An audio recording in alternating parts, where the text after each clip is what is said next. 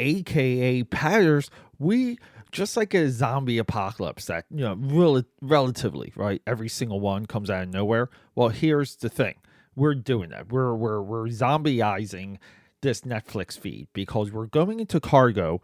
Now, this is after we just did Army of the Dead, what I labeled, crowned, given the greatest zombie movie of all time. And the contrast of zombie movies is we can go high and low, and Cargo is a low movie, low budget.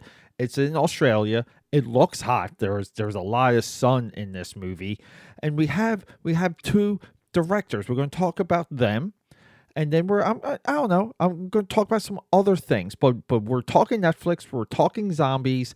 We're still in our Netflix vein here because we were supposed to be in dramas, but we're diverging here. So everyone, rock and roll, aka Pat's Audio Audacity, episode 372.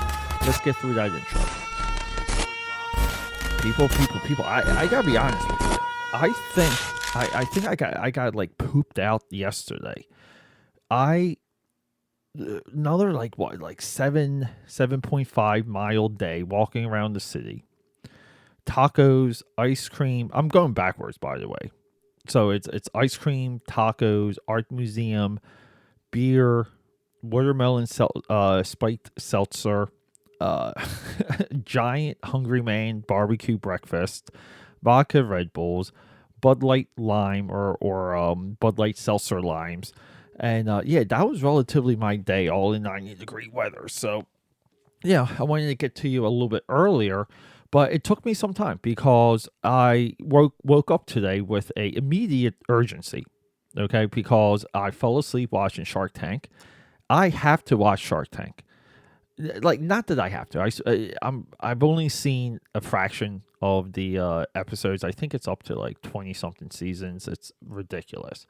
But I have Hulu. Hulu updates it. It's hard for me to go through the older stuff, but like I know there's a new one every Friday, I think, or Saturday. Well, whenever it airs, I usually watch it late Sunday night. So woke up with some urgency. Thank you, Shark Tank, and got to making my preview images, my thumbnails for this week's live streams.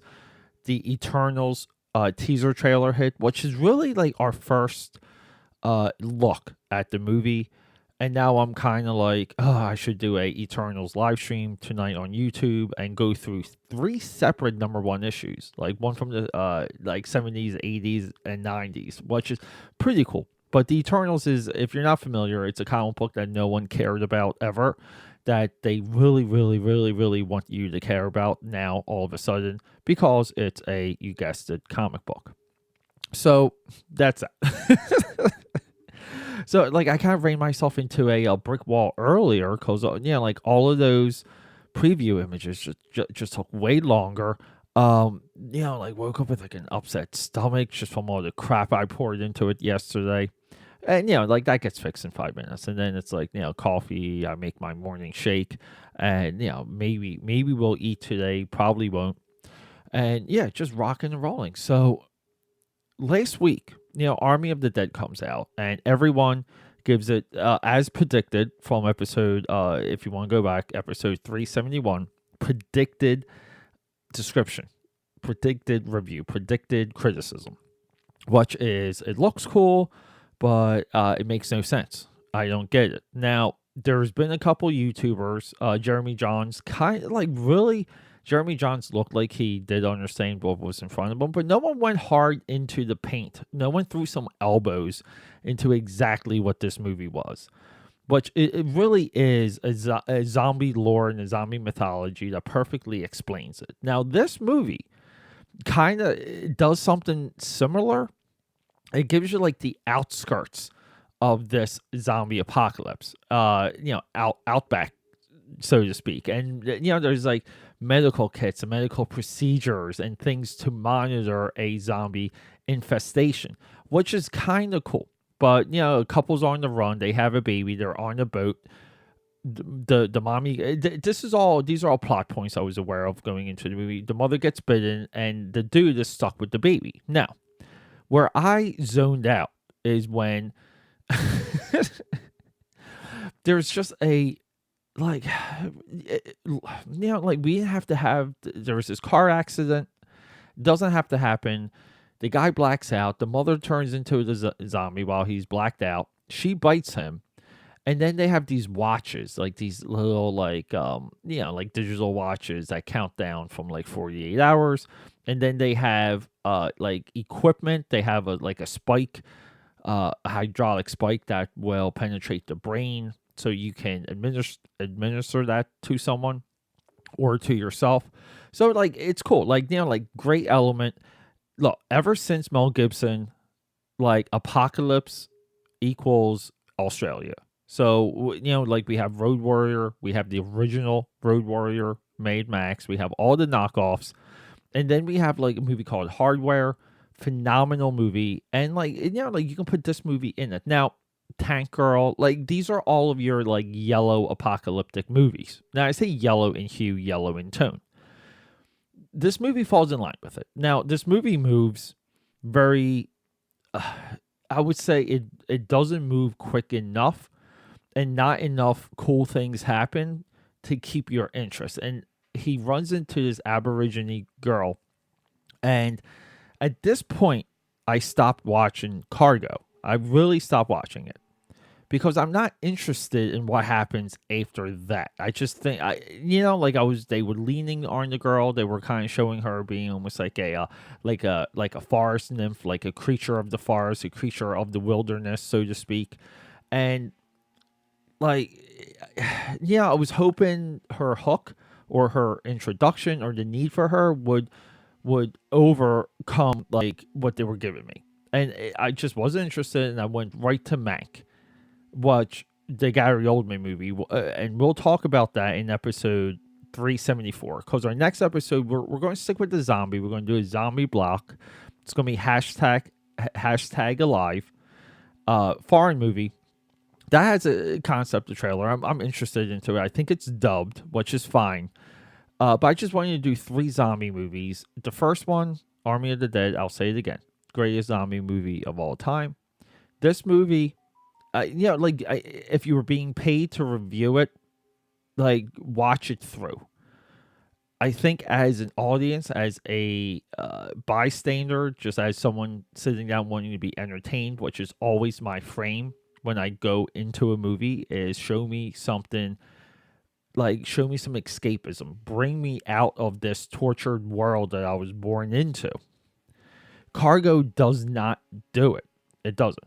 Hashtag alive, I'm hoping, and then we're going to do Mac. We're going to do like maybe 3, maybe 4, maybe even 5 dramas coming in through Netflix, because I do believe for this past Academy Awards they had best in class. They had the absolute best movie. Now, the Academy Awards, we know, are completely compromised or destroyed. So, people like me, you out there, have to depend on people like me, reviewers like me, discussioners like me, to just give it to you. Give you what to watch, give you the suggestions, and give you a little bit of insight along the way. Now, if you were watching Cargo, getting back to Cargo, if you're watching Cargo with someone, I don't think it can entertain 2 people. I don't think there's much, there's not much there. There's not much to capture. And this is a little bit of this, like, epidemic, I'll say, within Netflix, which is, now, I would have to go back and compile this list. I'm speaking off the cusp of my brain here. So don't hold me to all of it. Hold me to some of it, to what I'm about to say. Netflix seems to source out talented creators, writers, producers, directors through short film. And that's a little bit because the farming system of coming up through television or TV film or TV movies, it's not there. Because even when Netflix goes into a TV production, they need sure bet talent. So here's what they did. They found a short film, which I should have watched, but I haven't. But I'm very curious of. They see a short film, they greenlight it for a movie, and then the people involved all get put onto Netflix TV shows, which are like the highest quality we've ever seen. Like, we have to be honest. Like, consistently, the consistent quality of Netflix television, it's through the roof. And Ben Howling, who has bravo Ben Howling for having a website, but you do get a diss for not having any social media presence whatsoever. He has a nice website. He's represented by CAA, the Juggernaut Talent Agency of Hollywood, and Yolanda Remick. Both of them go on to The Haunting of Bly House, which, yeah, like, I wasn't crazy over, but I can understand why people did get latched onto that Netflix show, because it is beautiful. It's a beautiful show to look at. So Netflix almost has this reverse farming system. They're finding people through short film, giving them feature like feature not lineup. The word right now is escaping me. Feature like prospects or like auditions, and these people complete a movie, and then they get almost like more regular, probably higher paying TV work through Netflix. So like like the reversing, like the process, but the intent's the same, and but the execution is a little bit different. I give Netflix a ton of credit for farming out talent in that fashion.